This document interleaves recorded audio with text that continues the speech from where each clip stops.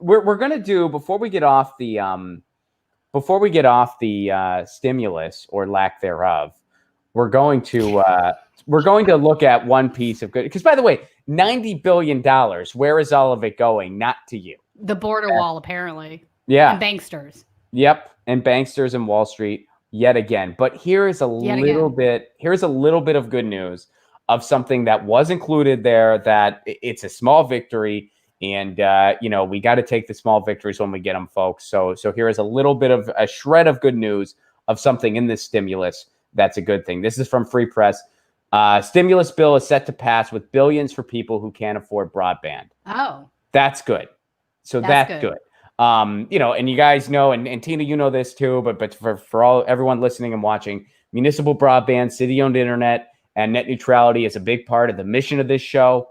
And broadband accessibility is part of the mission of this show. So this is some good news in that department. On Monday, the House and Senate plan to pass the $900 billion stimulus package to provide relief for people in need during the COVID-19 pandemic. That's from the article, But here's the good news.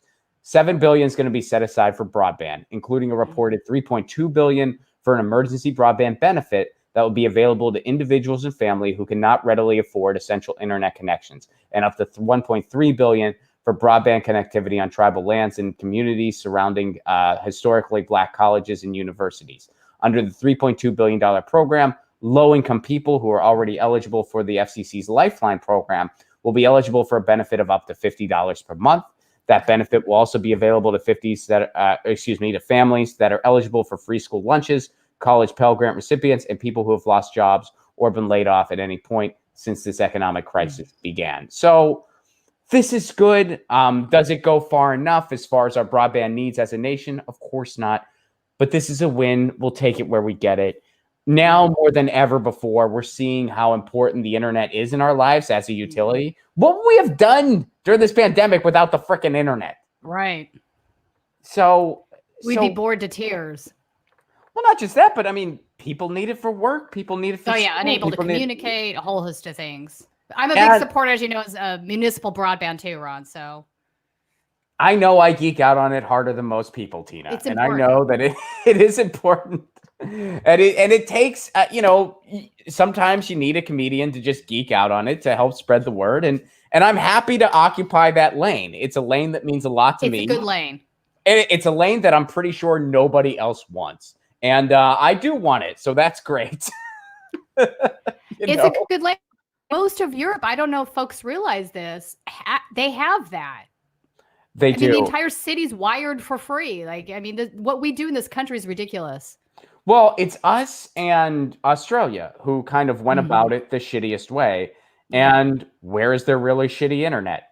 Here in Australia. Not only do we have shitty internet, we pay out the nose for it because of the broadband cartel, which is what I call them. They've divided up the map. There's no competition. Yes. They provide absolutely shitty service and charge out the nose for it. It's ridiculous. It's an organized duopoly, and the broadband cartel is the perfect way to put it, because they behave like a gang. They behave like a cartel. They're like, this is our territory, this is your territory. You don't really infringe here. We don't infringe here. It's not like totally like complete black and white, because then it would be too obvious and people would catch on. So there's a little bit of overlap here and there, but for the most part, not much. When you're in Comcast land versus AT&T land versus Time Warner, they do all that on purpose, and they cooperate with each other, and they try to stop municipal broadband. Absolutely do. That's there's been leaked documents that prove that. Our government sanctions this. So now we almost have like what I would consider sort of mini state-sponsored monopolies in each of these areas. Yeah. The DOJ does not do its job. No, they don't. And also, like, antitrust does not do its job. And this whole issue, it's about taking the infrastructure of the internet, which, by the way, we built. We funded the freaking internet. Right. It was, it was tax dollars that funded the internet, that made the internet what it is today. We've also made it what it is today as far as the content. And now we're being told that it's not ours, that a big cable company can dictate our accessibility to it. Well, that's bullshit. It is bullshit. More people need to be aware of what you're talking about right now, because the government does fund this. Even though it's corporations doing the work, a lot of these money is coming for the research, is coming from the government. Government funded research is huge in tech. It's huge in medicine. And they use city infrastructure. Yeah. Big cable companies come in, they use city infrastructure to build their shit, and then they don't let the city build their own infrastructure, claiming it's their property. They're stealing on multiple levels. Yeah. They've tried to pass laws in a lot of cities, literally outline municipal broadband. That's insane. There's 22 states where there's red tape for it, and in different cities and municipalities, there's more red tape for it. So it's an uphill battle to do this, and that's why a lot of the times, and again, I'm not trying to I don't want to say this to diminish this news, because it is good news. And of course, there are underserved areas out there, and we need to really address that first and foremost. I'm all about that. But part of the reason you hear Democrats especially say rural broadband, rural broadband, rural broadband, is because that way they're not stepping on big cable's toes. Because there's a lot of the places that are underserved with internet infrastructure, it's because the Comcast and AT&Ts of the world, they don't want to build there because they don't feel like their profit margins. Their profit margins aren't to their liking. So they say, screw it, we're not interested. So the government says, oh, well, we can help these people out because big cable won't care. But really what we need to do is we need to cut big cable out of the equation altogether and have high-speed internet for all across the frickin' country. And that's going to take a lot more than just rural broadband. And that's something that we really need to start in our own cities and neighborhoods. And, part of the mission of this show, I was at my city council meeting last week, neighborhood council rather, to try to push for it here in San Pedro. And, we'll see what happens. I think some of them were interested. Some weren't, but you got to start somewhere.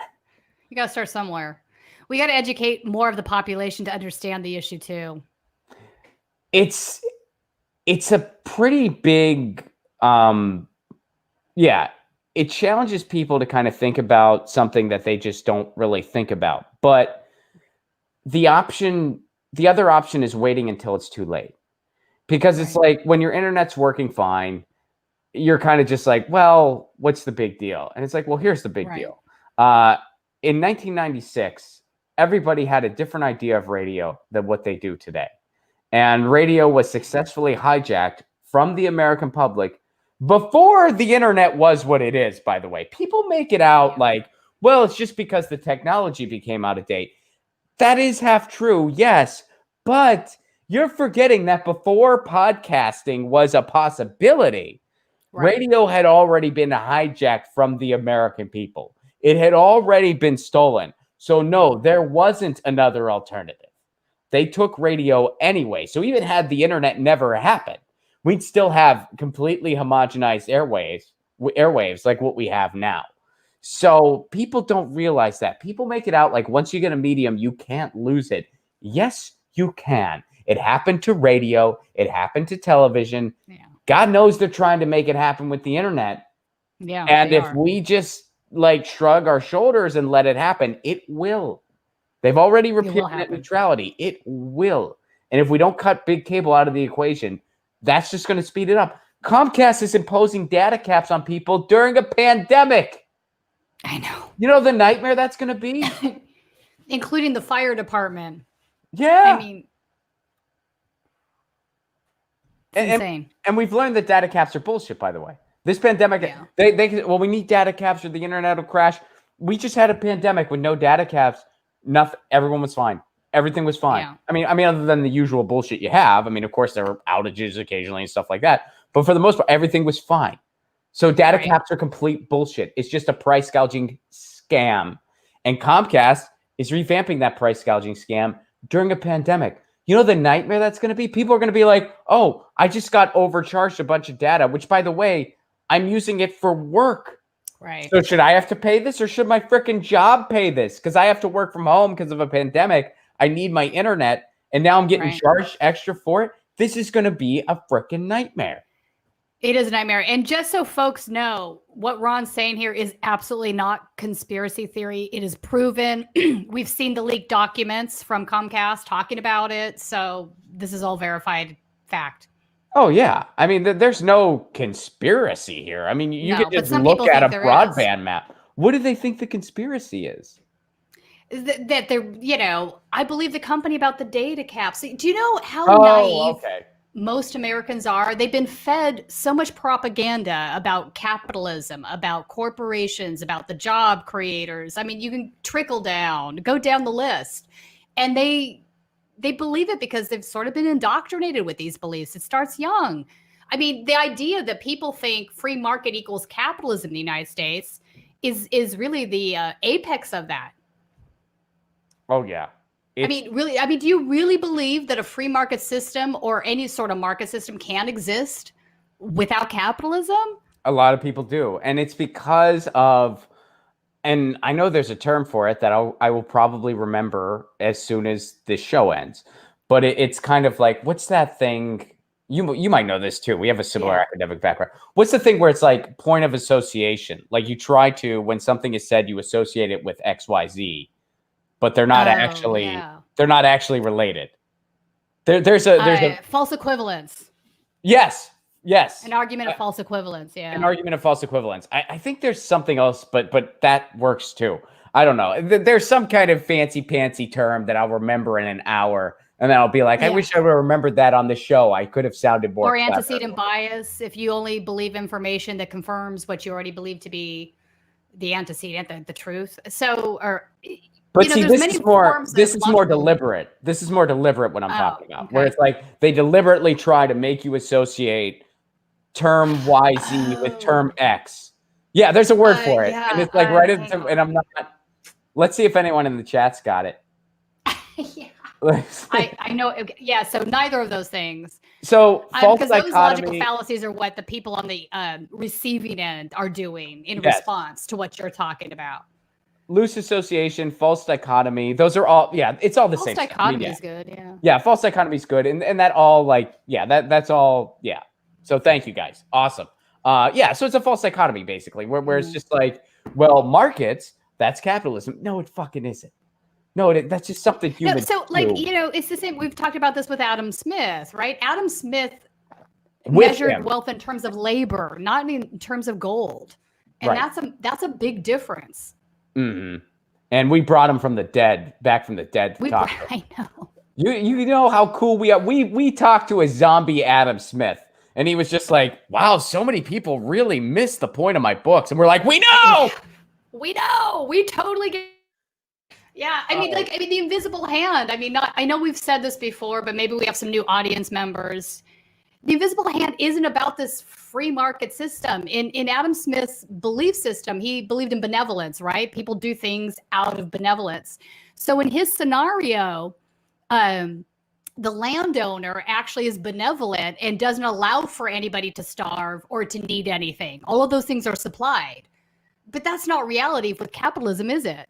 Right. Well, and there was also a call for like a small wage gap and stuff like that. I mean, it's funny. Yeah, he was pro-labor. Labor deserved to own part of the production that they helped create. And the only people that kind of address that are a handful of academics that nobody fucking reads.